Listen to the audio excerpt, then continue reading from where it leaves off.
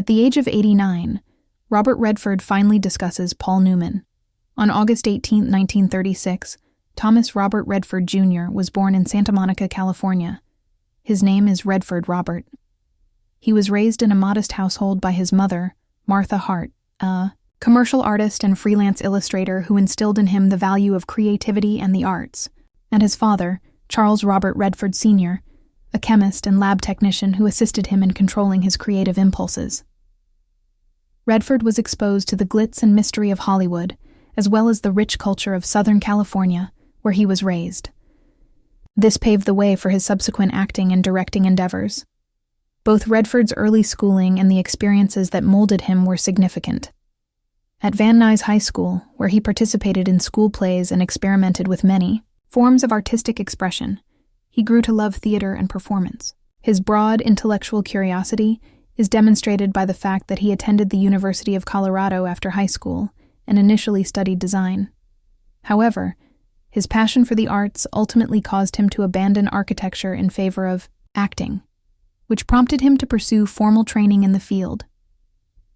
He attended the esteemed American Academy of Dramatic Arts in New York City, where he received rigorous instruction and made connections with influential educators who recognized his innate talent and promise. Redford's acting career started off in the late 1950s and early 1960s thanks to tiny roles in films and television shows.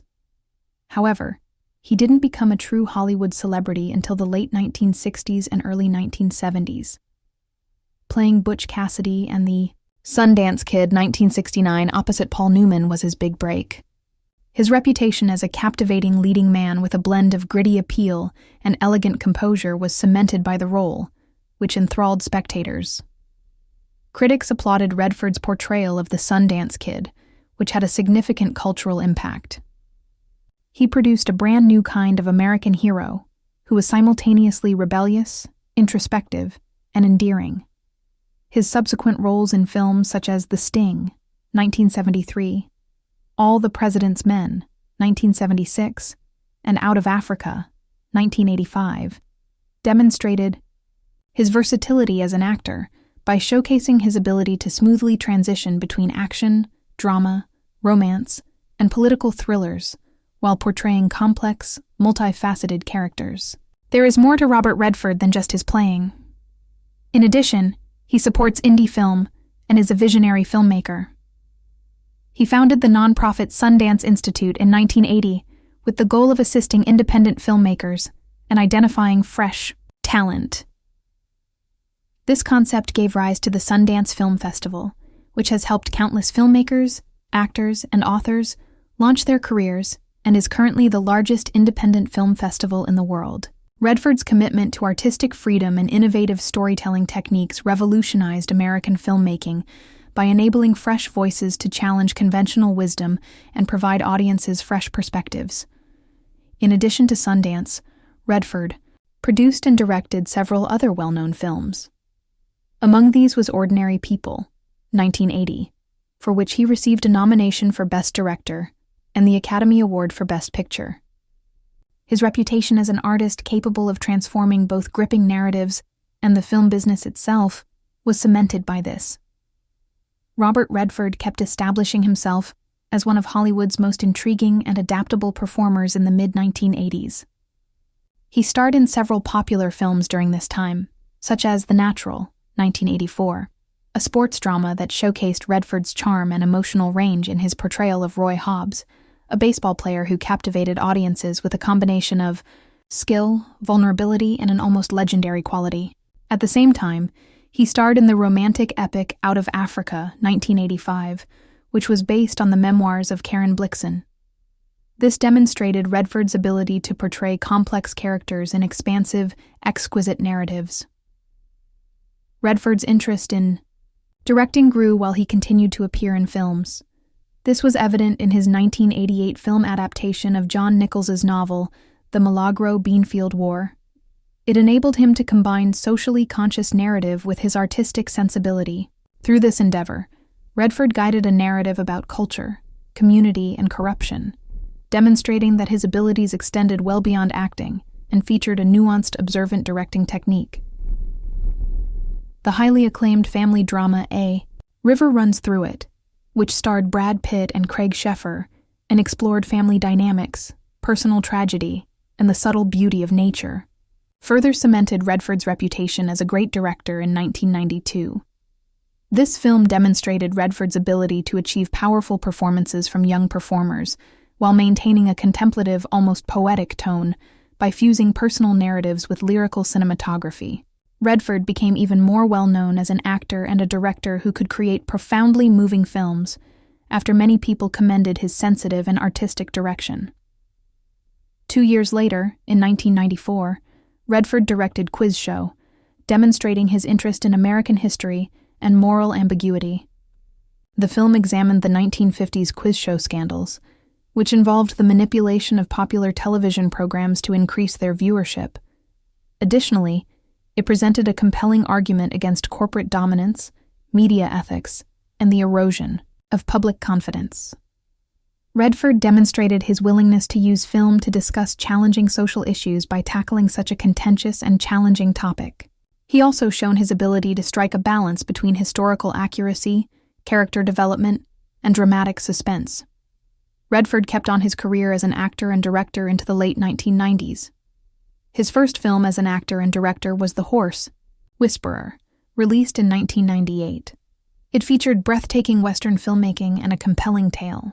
The narrative, which focused on rehabilitation in both humans and horses, provided Redford with an opportunity to discuss suffering, recuperation, and the restorative power of nature. His efforts on this project demonstrated his ability to guide himself while maintaining the coherence of the narrative and the authenticity of the emotions. This enhanced his reputation as an extremely perceptive and compassionate filmmaker. In the 2000s, Redford continued to remain active, working both in front of and behind the camera. He portrayed a college lecturer in the 2007 political drama, Lions for Lambs, which examined the interplay between politics, the media, and individual responsibility. While working on this project, Redford kept demonstrating his charisma and seriousness.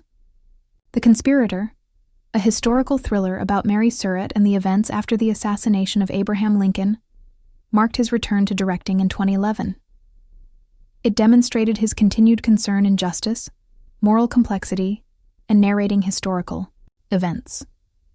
He used both of his talents the following year, when he directed and performed in Shia LaBeouf's film, The Company You Keep, 2012.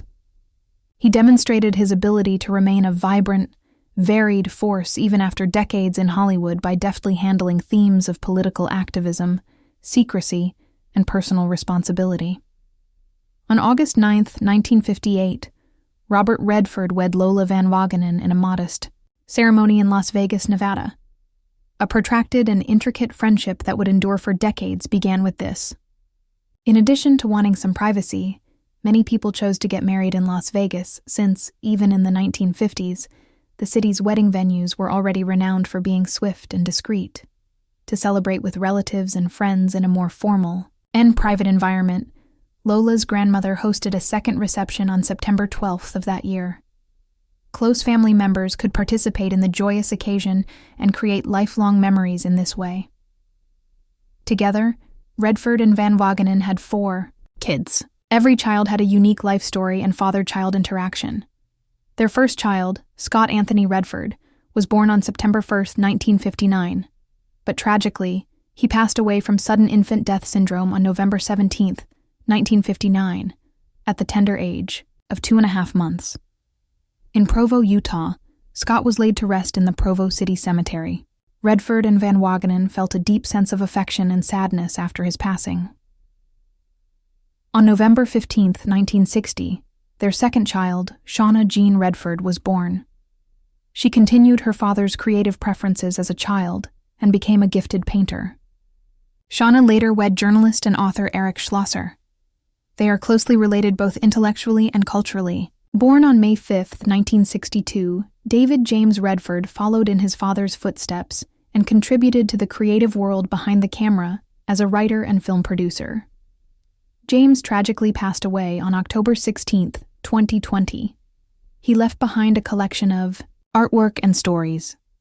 On October 22, 1970, their youngest child, Amy Hart Redford, was born. As an actress, producer, and director, she has had a prosperous career in entertainment, contributing to the Redford family's sway in theater and cinema. Between the Redfords, there are 7 grandchildren. Each one continues Robert Redford's artistic and personal heritage as well as the family name. Because they had children together and had experienced many of the same things, Redford and Van Wagenen were quite close. However, their romantic relationship gradually deteriorated over time. Redford and Van Wagenen never publicly announced that they were divorcing or officially splitting up. Rather, they concealed their friendship. However, in 1982, well-known entertainment reporter Shirley Eder claimed that the couple had not seen one another for years, indicating that, although the marriage was not legally finished, it was emotionally over. The pair has remained secretive about their personal lives despite Redford's fame. Parade magazine stated in 1991 that it is unclear whether the divorce has been finalized. This demonstrated the ambiguity surrounding the couple's marital status. A new chapter in Robert Redford's personal life began on July 11, 2009, when he married his longtime love, Sibylle Sagers, at the upscale Louis C. Jacob Hotel in Hamburg, Germany. In 1996, Redford moved in with Sagers, who was also a successful artist. They were a significant part of his artistic and personal life and shared his Sundance, Utah home. Their marriage demonstrated their mutual respect and length of time together. They had a profound understanding of one another's lives due to years of experience and previous relationships, and they both enjoyed art and culture.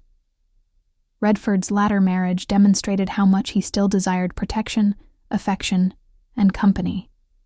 The well-known actor, filmmaker, and philanthropist's human side was also revealed. One of Hollywood's most well-known and iconic characters, Robert Redford, finally discussed his friendship and collaboration with the legendary actor Paul Newman in 2016. He was 89. Redford's writing offers a unique and intimate glimpse of their true intimacy. Their bond extended beyond the screen. Redford's speech was unrestrained. He was straightforward and has the understanding that only results from lifelong respect and shared experiences.